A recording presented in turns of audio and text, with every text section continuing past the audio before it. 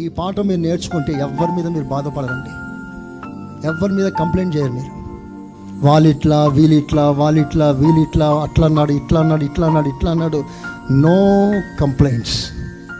ఎందుకంటే దేవుడు వారిని నియమించాడు నీ కొరకు, నిన్ను శుద్ధి చేయటానికి.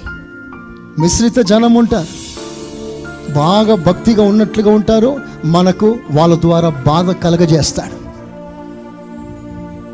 ప్రతిసారి గుండెల్లో కోత. దేవుడు వారిని ఉండనిస్తాడు.